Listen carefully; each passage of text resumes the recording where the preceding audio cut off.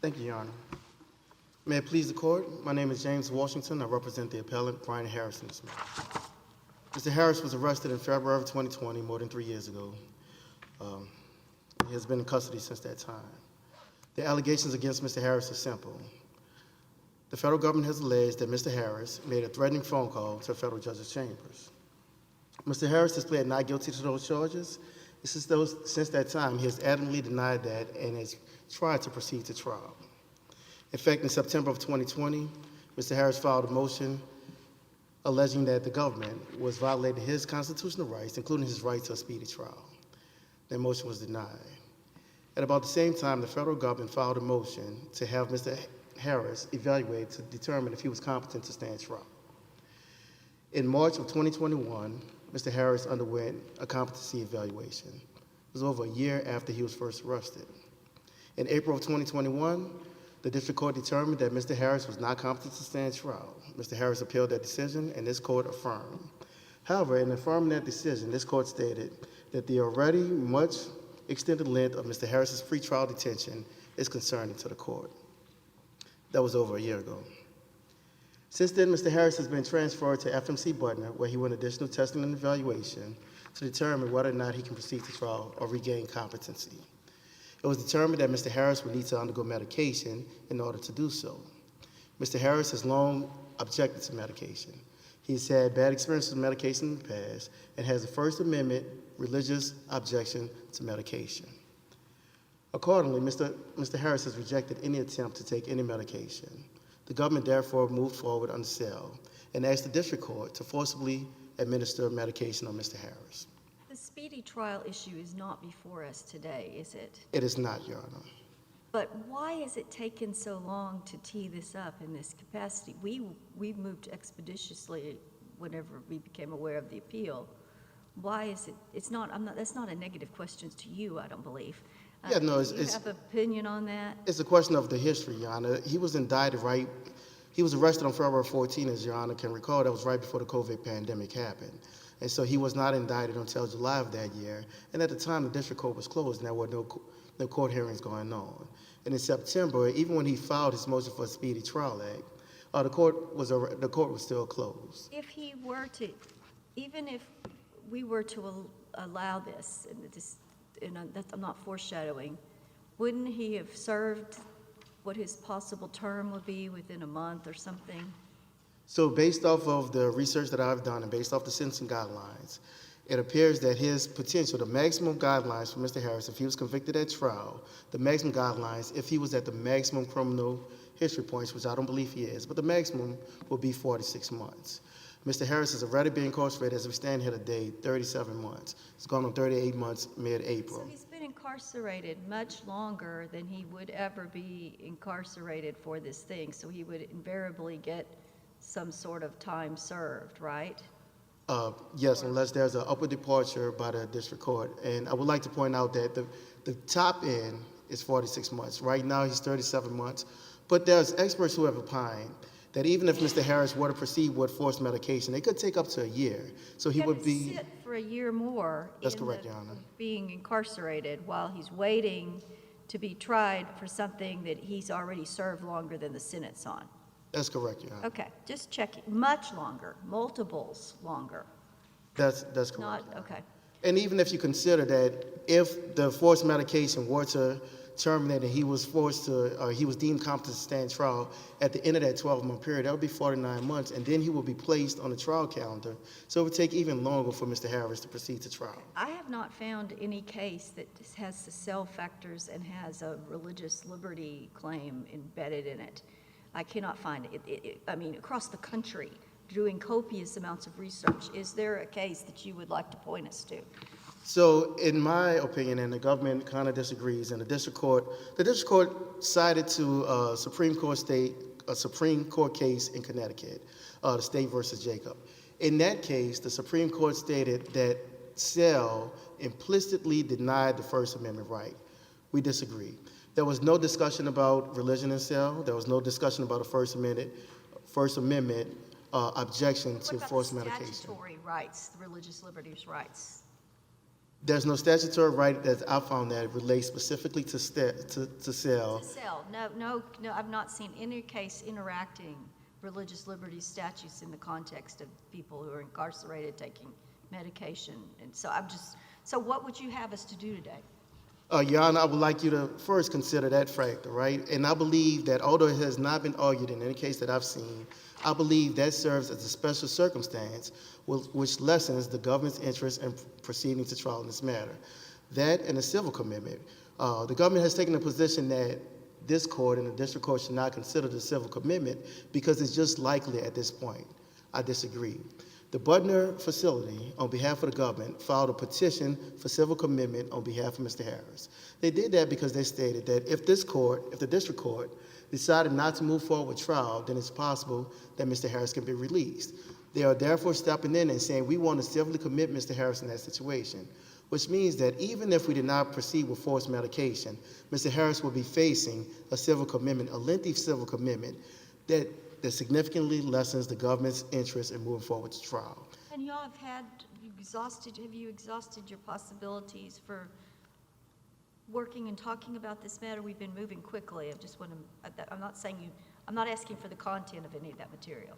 Yes, Your Honor, we have. And I think it's Mr. Harris's position that he's not interested in the plea. He's not interested in the settlement of this matter. Any resolution outside of fighting his right at trial. You know, I'm going to step outside of the cell for a second, Your Honor. I think, although this matter is not before the court today, the underlying issue here is that the charges against Mr. Harris aren't that complicated. I think that's one issue that has not been considered throughout this process. I think the statute and the proceedings as a whole are looking at kind of a blanket rule as far as how to determine whether or not someone is competent to stand trial. The trial in this matter wouldn't take longer than a day, maybe 2 days. There wouldn't be more than one or two witnesses. It was alleged that he made a threatening phone call to a federal judge's chambers. That either happened or it didn't happen. It was either a threat or it was not a threat. It does not take much for me to meet with Mr. Harris and prepare for trial. Indeed, I've sat with Mr. Harris and prepared for at least 2 appeals in this matter and countless motions. I'd like to state that first.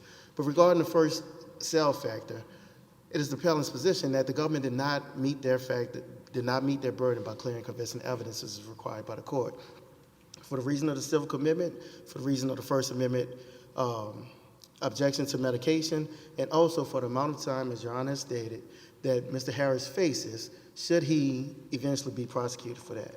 So on the civil commitment part of it, assuming you're right that if he were to be civilly committed, that would dramatically strengthen your argument as to involuntary medication for the criminal proceeding, should we just lift the stay on the civil commitment proceeding, let that proceed, so that we can know one way or the other what's going on that phase before we decide this claim?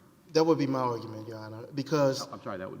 I'm sorry? I didn't hear... I said that would be my position, yes, that it should... You would like to see a lift of the stay... I would like to see the lift of the stay... So let's see how the civil commitment proceeds. Exactly, for a number of reasons. And one, you know, the government has cited to Gutierrez by this court that states that the likelihood of a civil commitment is not substantial enough to lessen the government's interest in proceeding trial. The Sixth Circuit, in a case, United States versus Grisby, has stated that the courts have misconstrued the cell factor as it relates to civil commitment. More specifically, it states that if you take the government's position that there must be a certainty for civil commitment, then you can never meet that standard. How else can you find out that it's certain that a civil commitment would happen unless you allow that civil commitment to move forward as Your Honor has recommended? How do you think that long that would take? How long do you think that would take?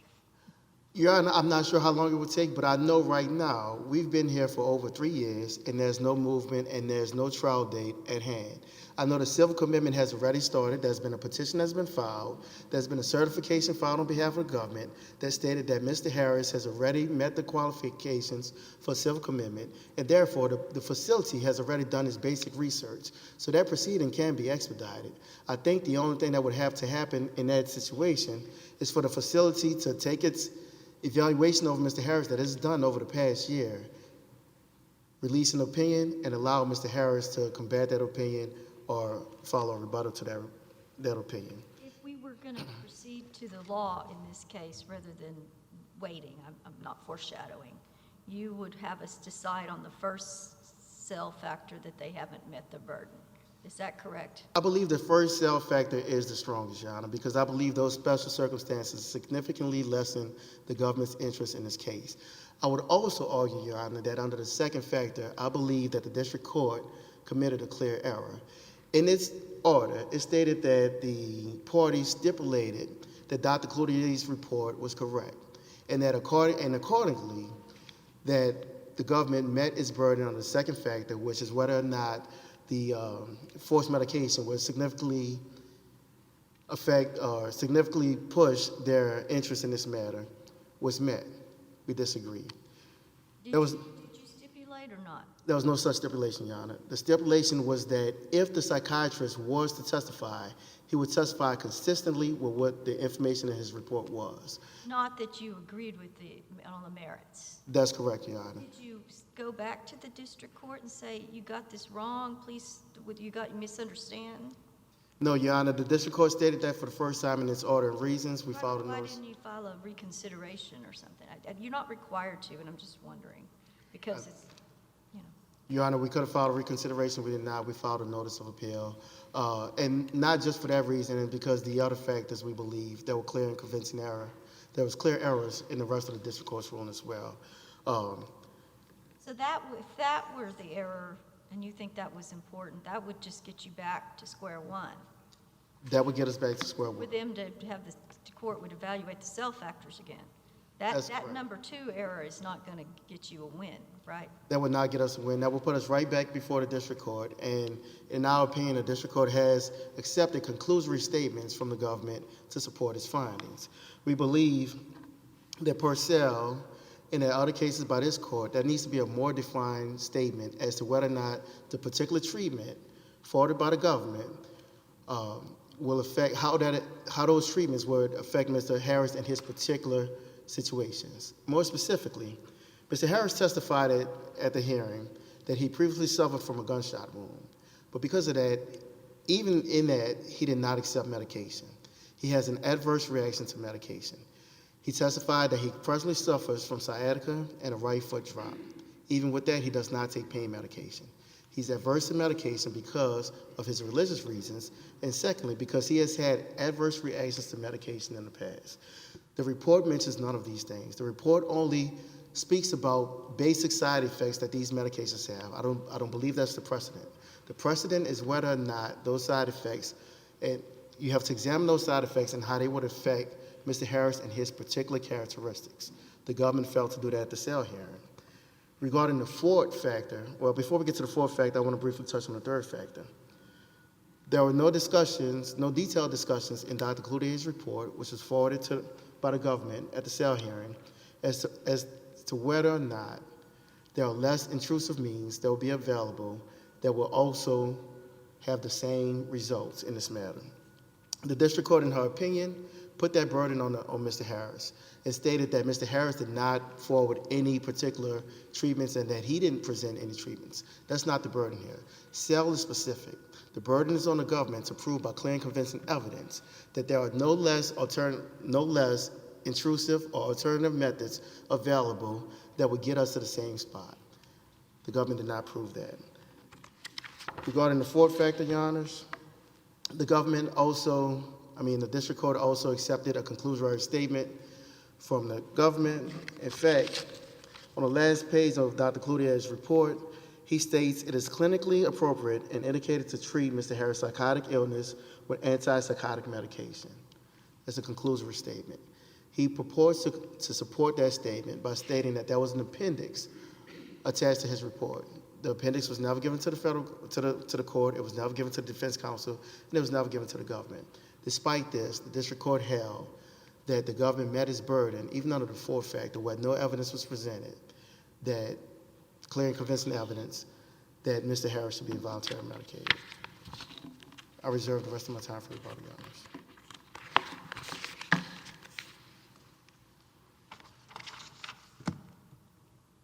Good morning, Your Honors. May it please the court. My name is Dall, and I represent the United States in this matter. I also was also in counsel in the proceedings below, besides on this appeal. Tracking this court's precedent in United States versus Palmer, and particularly in United States versus James, The district court correctly held that there's an important governmental interest and also recognized these factual distinctions when we're talking about whether or not there's clear error. If you look at the judge's, the district court's opinion on this, the language directly pulled out of James is what the district court considered here, and that has not been addressed to this point by the defendant. Before I get into the other points of this, I'd like to just go ahead and address some of the concerns that the court brought up on Mr. Washington's argument. The first is obviously the amount of time that this defendant has spent in prison. It is a long time. It certainly has been exacerbated by the first 18 months of this case where we were all on lockdown from COVID. But nonetheless, we have a defendant who's been sitting waiting for this proceeding to move forward for 36 months, and that does not go beyond our attention, which is the reason why the government twice now on appeal has been the one to move for an expedited hearing on this. We understand that dilemma. So that should be placed in this box if that's a concern and the government has the same concern that this needs to move forward.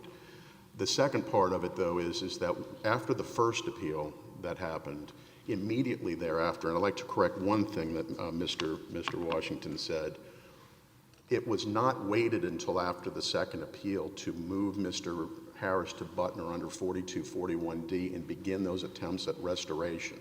That happened in the 7 months that it was on waiting for the first appeal. Once he came back and the recommendation was made that he would not get better without medication, as had been recommended by Mr. Harris's own expert in this case, the district court asked us to go ahead and file a motion to expedite the appeal so we could move into cell.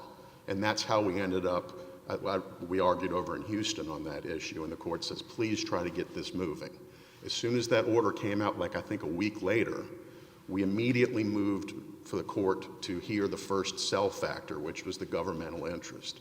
The proceedings go generally from Butner that they want to make, because it's an issue of law, they want the district court to determine first whether or not there's a significant governmental interest, and if there is, then they will submit the 2, 3, and 4 prongs of cell, which will propose how the medication should go forward. So what's the government's position on this civil commitment proceeding and whether we should stay? The first issue, Judge, is the civil commitment proceeding is in the Eastern District of North Carolina. It's not here. I'm not certain if what the authority of this court would be, and it's that I'm not certain, to order those proceedings to go forward in the Eastern District of North Carolina out of circuit. I don't know the answer to that. Ordering them, we would just be staying our appeal pending that, or until further order of the court, and then I assume somebody would let them know that that's what we've done, and then they would choose at a comedy to do whatever they think would be best, and then we would evaluate whether we would want to continue to stay, continue to have the stay, whether we wanted to proceed and rule on our case, or depending on what's going on there. Yes, Your Honor. It seems like there's no ordering of other courts to be done. But I'd like to respond to that. So the district court proceedings in North Carolina were stayed in order for us to move forward on the cell at the request of Butner. We stayed ours and said, we're going to stay for them. Okay, wait. And then they could say, oh, okay, well, we're either going to go or we think ours should be stayed after you. And then we can figure out what would be best. I'm not sure how that would shake out, Your Honor, quite honestly, but I know that the Butner... It's not out of courtesy. It's the fact that would impact how we analyze the factors in this case. And I would... We don't have to stay it indefinitely. We can put a clock on it. How much time do you think that proceeding would take? I don't know, Your Honor, because no adversarial proceedings have happened yet. There has been no official expert testimony, which leads me over into the James case again, where we had kind of a similar situation where this court was very direct on saying that it has to be certain that he will face civil commitment before we move forward, or that would, I think the quote is, before it would meaningfully lessen the government's interest in proceeding towards trial, which the district court in this case used those 2 primary elements that this court held in James, the 2 interests being to see him publicly vindicated and to see the possibility, as the district court said here, is if he were convicted on supervised release, to be able to monitor to make sure he was taking medication and taking care of his mental health. I don't. What you're saying is the government had good reason to proceed with the cell proceeding. I don't hear you objecting to the idea of proceeding on the civil commitment if we could do that quickly, or just to do that next. No, Your Honor, I think our substantial interest is bringing this gentleman to trial, and I think that's in line with the court's opinion in James. And I'd also point out in James. Can I ask that? Yes, ma'am. No, go ahead, point out in James. Go ahead and point out in James. Go ahead. Okay, so in James, also one of the issues there that was argued by the defendant in that case is that the defendant had spent, I believe it was half of the time, and I think it was a guideline situation as we have here, as opposed to what the maximum penalty here is. Right now we have 36 months, granted a long period of time. I'm not trying to say that that's an issue that should be brushed aside, but the maximum sentence that we have here is 6 years. So it is on, although this is a difficult situation, and I'm not trying to shy away from that, I understand that. We have a tough decision between, is he competent, making him competent to proceed to trial, or the civil commitment proceedings. But I think you've answered the question now. Yes, Your Honor. I'm confused, though, because you said, in answer to Judge Ho's question, that it's because they want to monitor him on supervised release. Certainly, the commitment proceeding would take care of any interest that was in monitoring on supervised release for his medical care and safety and all of that, because that would more than meet that. Do you mean under the civil commitment proceeding, Your Honor? Yes. Yes, Your Honor. If he's civilly committed, then your interest, it's your big interest that you just said, is already taken into account. But in accordance with this court's precedent, and it's in, I believe it's in James, I believe it's in Gutierrez. We're agreed. Okay, yeah, yes, sir. We're agreed that under James, if he's civilly committed, that dramatically affects the calculation about the involuntary medication. So the natural question is, why not then figure out whether we're getting civil commitment or not? Because under James, this issue was addressed, and it was not certain under similar circumstances that he would be civilly committed even if those proceedings were to proceed, and that's where we are right now. You understand, we're not talking about denying your request. We're talking about delaying the request to figure out this important factor that we all agree is important. I understand that, Your Honor, but I think the governmental interest in pursuing and proceeding to trial is what we're here to argue about under the cell proceedings right now.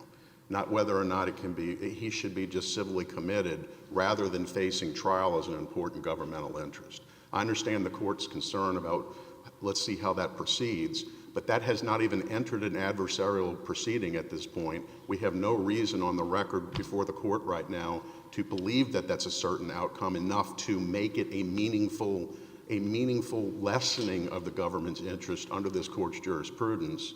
And we're just not there yet in that case. The Grigsby case that the defendant relies on here talked about in the cell proceedings. They had testimony regarding the likelihood of him being civilly committed. They had testimony, in that case they had brought up the possibility of him being found not guilty by reason of insanity and ending up in essentially the same area under 4243, which would be civil commitment after that type of finding. None of that has happened on the record in this case so far. Okay, can we talk about the Sixth Circuit? Yes, ma'am, that would be the Grigsby case. Yes, exactly. I want to talk more about the certainty prong. The Sixth Circuit did not address the certainty problem like this court did in James. And it was a split circuit, out-of-circuit decision. The dissenting opinion in that case, for what it's worth to this court, was that it is speculative as to what would happen if we let that proceed.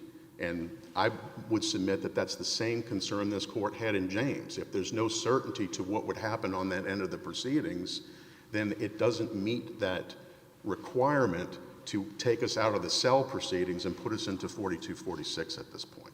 Did the district court make an error and saying that there was a stipulation about the medical evidence in this case?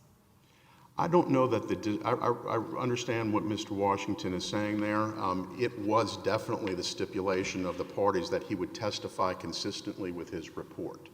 I don't believe that, I don't read the court's comment on that to mean that he agreed, because he's objected all through these proceedings, and that would be an automatic reversal. So I think at best it's just poor wording. But I don't know, because it doesn't seem like there's analysis on the report. It just says the report says this, they've stipulated the report, therefore we find this element by clear and convincing. There's no analysis. At best, shouldn't we remand? How can you win without a remand for us to have the district court clarify whether and address it on the merits, prong 2? Your Honor, and then I would bring us back into the same issue was addressed by this court in James. The government put on its evidence, met its burden of putting that forward. The evidence of Dr. Cloutier was supported by all the other mental health experts, including the defendant's expert in that case, and he put on no contradictory evidence for the court to consider. The judge below recognized that, and this court specifically recognized that in James, that it is not clear error when there has been no contradictory evidence put on to challenge those findings. But the court didn't. It's clear error to say that they've stipulated and agreed, and therefore we find this by clear and convincing error. That's an error. It doesn't mean that Dr. Cloutier's report won't be accepted, but the court has to do the work. Shouldn't we remand through a limited remand to allow the court to do its homework? Because it hasn't been done. I don't believe the district court had any other information, and under this court's precedent in Griffith. Analyze the issue. The court just said, this is stipulated, therefore it's met. That is not accurate. And so they have to give a reason why it's met. I respectfully when I look at the record as a whole in this case, Your Honor, I don't see that, we would not argue that remand to fix that would be necessary. Does it say that the court analyzed it on the merits rather than just accepting it as a stipulation? Because I'm looking at page 16 of the court's order. So if you can point me to something else where the court actually did analyze the second factor. Your Honor, it's in the beginning of the opinion. If the court would indulge me, I can grab the opinion and give you the record side on it. But it's at the beginning of the opinion. The judge says all the things that she considered, which included the record here. So it wasn't just judge. She thought she was considering a stipulated agreed to thing. I understand so that's not accurate. I've got the opinion. I'm looking at the first page right now, so it's not. It doesn't say I would find this even if not stipulated. It does not say that, Your Honor. Nothing like that. I guess what I'm trying to suggest is that she considered in making this ruling more than just Dr. Cloutier's findings, which, by the way, was also based in Dr. Cloutier's findings was also based on the other reports of the other mental health professionals in this case.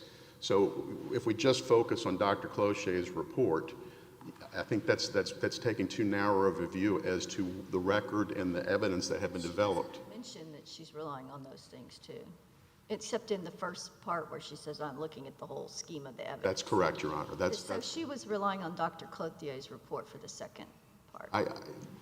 I believe that was one of the main things, Judge, but I do remember we had plenty of hearings on this, and she was very familiar with Dr. Glover's report, Dr. Gaskell's report, who was the defendant's expert, and then the psychologist Brianna Glover at Butner, who issued lengthy reports on this, all of which suggested he will not become competent unless he is medicated with antipsychotics. Was it considered that he might not become confident if he is medicated?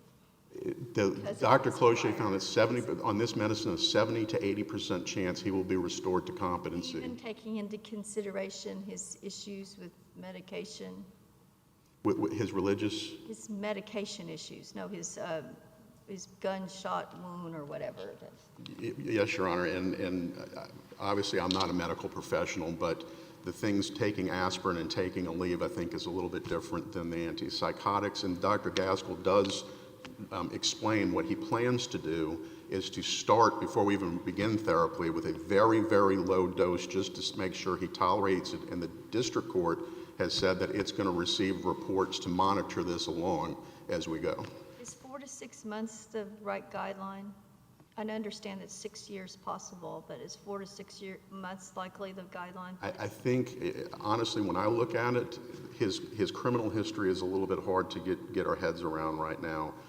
I think it might be even a little bit lower than 46 months. So even lower. I appreciate that. I think, no, Your Honor, and I think that we should go forward assuming that he has, like, if he were. He's already served much more time than he would. I'm comfortable with that, and it could be a little bit more, but for purposes of this argument, if we were to assume that, I still don't think that the case law and precedent in this circuit would support that being a reason to kick this out. Time. I have, I guess, one more. Well, two more real quick. I'd like to answer your questions, judges.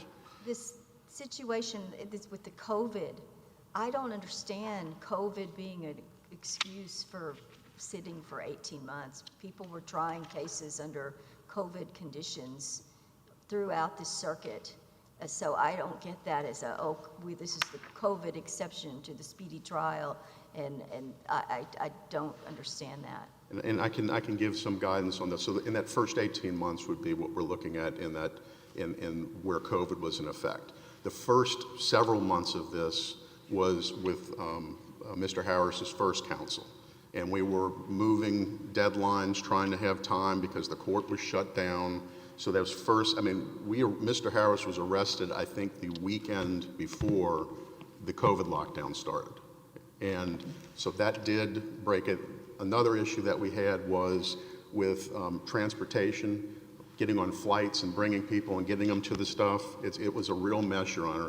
Mr. Harris ended up getting COVID during one of the transporting and having to be quarantined at the time.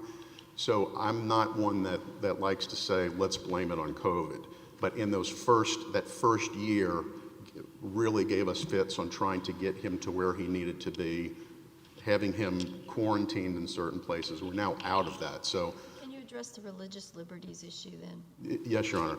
The cases I've cited in my brief are the ones I was able to find. It's 2 district court cases, and the Gomes case is a second circuit case, but it's not religious liberty. I see them. Well, it's yellow. I thought it would turn to red. It is not a religious liberty. It's a First Amendment case, but it is dealing with freedom of speech and not his religious liberty. Haven't found anything on point with that, except that we have cited some Supreme Court cases, and I think at a general level, constitutional rights, particularly in criminal cases, are necessarily, there's give and take as to Fifth and Sixth, like right now, we can look at where the defendant stands. He wants to assert his Fifth and Sixth Amendment rights to go to trial, which we do too, but we have a problem with competency that's been found, so he can't assert those rights. But particularly when it comes to the narrow issue of religious liberty, I don't, Your Honor, but I would say that it is common that certain constitutional rights are necessarily limited in this context. So that's about the best that I can give the court at this point as far as the religious liberty goes. But as far as First Amendment and other constitutional rights, they can be limited in these contexts. But not, okay, the cases, some of them are already convicted people, not pretrial, not forced medication. You know, why isn't some of our other drug precedent helpful in this area? And I understand there has been. About the COVID vaccination and the religious liberties and the REFRA. Why isn't some of that applicable in this context? Your Honor, and I anticipated that you might bring that up. And candidly to the court, I'm not prepared to address that side of it, and that's another whole area that I would need to supplement briefing and get the department's position on that. But I understand it's been a very short amount of time to brief this case, and so I appreciate that both sides have been ready to talk about it in a very short amount of time. Judge Oldham has a question. yes, sir. Imagine, hypothetically, that we hold that the prisoner's religious views lessen the governmental interest under prong 1 of Cell, sufficient to require reversal here. And then imagine further that the ED&C civil commitment proceeding remains on hold pending whatever happens here. What is the government's position about what happens next? Would you hold him until the statutory maximum of, 72 months? Would you hold him past 72 months? What would be the next? Would you try again to, if we so held in that way, it would presumably preclude another Cell hearing, because it's not the kind of thing you can fix with another report from Dr. Clothier or whoever. So We are where we are on that issue right now. so what would happen next? And let me make sure I'm understanding your question. If we were to move into those proceedings or find that he shouldn't be medicated because of his religious liberties, what would happen next? That's a good question. And these situations are about as tough as any criminal thing. What we would do in that case, I don't know at this point. I honestly don't.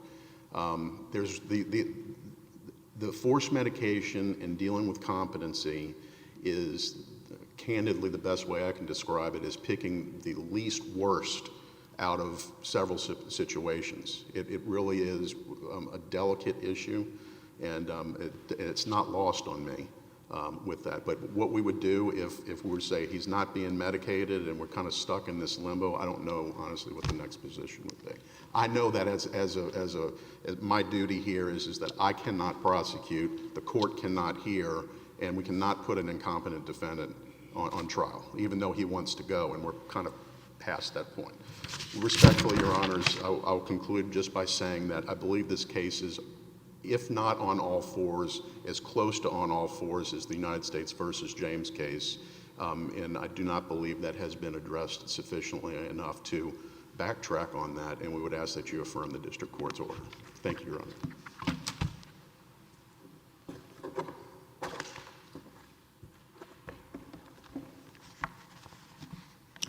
Briefly, Your Honors, in reply to what the governor stated, specifically as it relates to the civil commitment, I would like to harp on the fact again that in Cell, the language in Cell was not certainty.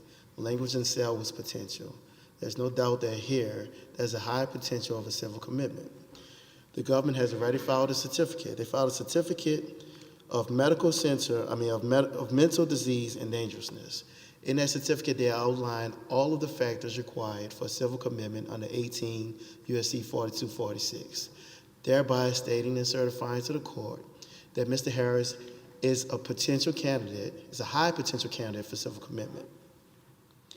I would also like to point out, as Your Honor mentioned, on page 16 of the judge's order, it specifically states, the parties have stipulated to the contents of Dr. Cloutier's report.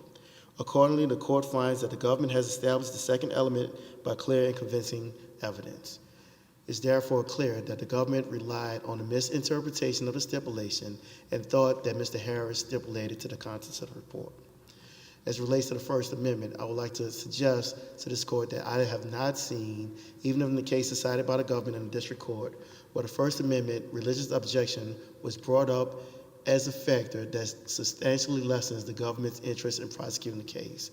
I think that's important because when you have that, combined with the civil commitment, and combined with the amount of time that Mr. Harris has stated has been incarcerated up to this point, knowing that the maximum is 46 months, and we believe his criminal history is a lot less than that, so it would be a lot less than that, he will far exceed those guidelines by the time he would finish this involuntary medication.